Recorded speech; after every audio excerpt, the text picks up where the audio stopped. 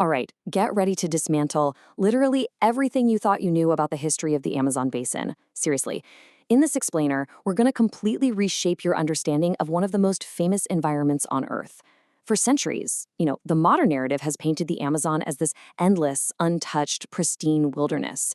But the source material we're exploring today, it tells a radically different and frankly fascinating story. We're talking about a story that spans thousands of years of human ingenuity, staggering wealth, and profound tragedy.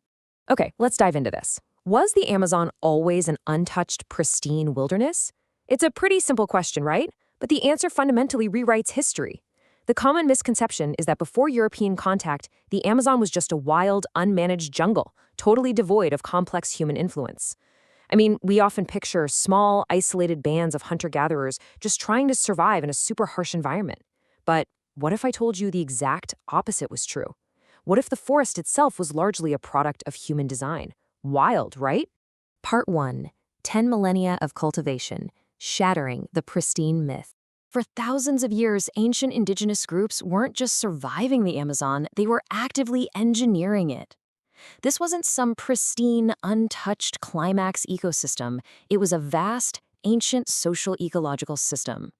And to really grasp the scale of this, just look at this number, 10,000. That is the conservative estimate of pre-Columbian earthworks still hidden beneath the dense canopy today. Think about that. So how do we actually know they're down there? Well, researchers used LiDAR scanning technology to basically peel back the forest canopy. By scanning over 5,300 square kilometers, they discovered massive, complex geometric structures. We're talking ring ditches, ponds, and just stunning geoglyphs. And these were built centuries ago by dense, highly organized societies for defense and massive ceremonial earthmoving. Now, what's really interesting about what we're looking at here is how these massive populations actually fed themselves in notoriously nutrient-poor soil, because Amazonian soil is usually pretty bad for farming.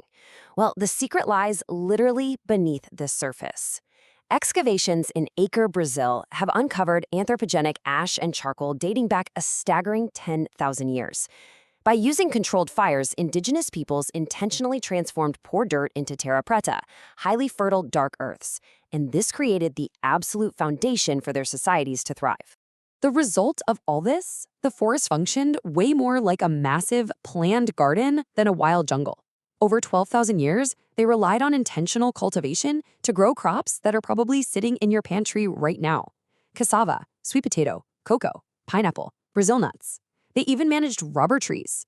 The Amazon wasn't some random wilderness. It was a carefully curated masterpiece. Part 2. The Pivot, the Amazon Rubber Cycle. Now, history is rarely a straight line, is it? Over millennia, the Amazon evolved from this incredible site of sustainable cultivation into a massive hub of commercial extraction and colonial conflict. By the late 19th century, an insatiable global demand for latex triggered the first Amazon rubber boom in 1879. This forced a radical, hyper-accelerated economic shift across the entire region, which was then followed by a second, much shorter boom during World War II. This intense commercialization generated immense, highly concentrated wealth. Deep within the basin, cities like Manaus, Belém, and Iquitos absolutely exploded in size due to rapid urban expansion. Rubber barons lived in extraordinary opulence. I mean, they were literally building grand opera houses and magnificent mansions right smack in the middle of the rainforest. And this brilliantly illustrates the massive shift that took place. We're looking at two entirely different ways of interacting with the Earth. On one hand, you have a legacy of millennia, landscapes of abundance and deep biodiversity driven by selective, careful cultivation.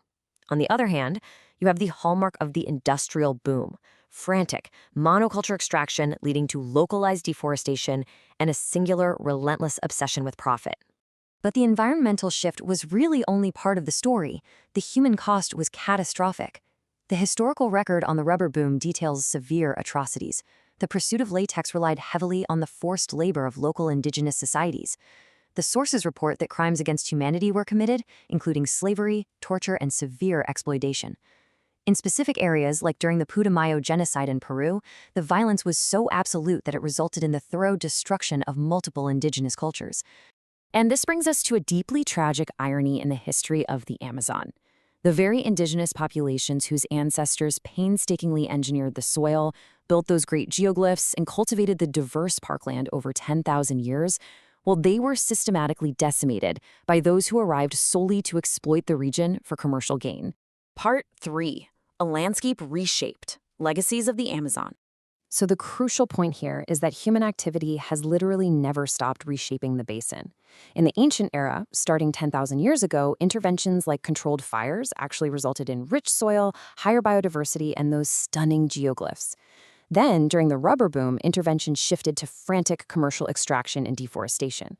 And today, the modern Amazon faces a new wave of intervention, massive agriculture and cattle ranching, which directly threaten the ancient hidden earthworks we're only just now beginning to uncover. So why does all this history matter today? Because the discovery of these 10,000-year-old dark earths and geoglyphs is tangible, scientific proof of ancestral occupation. It validates current indigenous land claims. Furthermore, these ancient methods of managing a forest without destroying it offer us absolutely vital blueprints for conservation right now.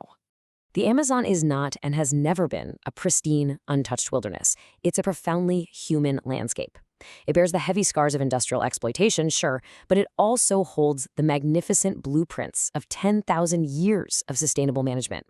As we face a global climate crisis, perhaps the key to saving the Amazon doesn't lie in just leaving it alone, but in looking closely at how its original inhabitants successfully managed it for millennia. So, how will we apply these ancient lessons to our modern world?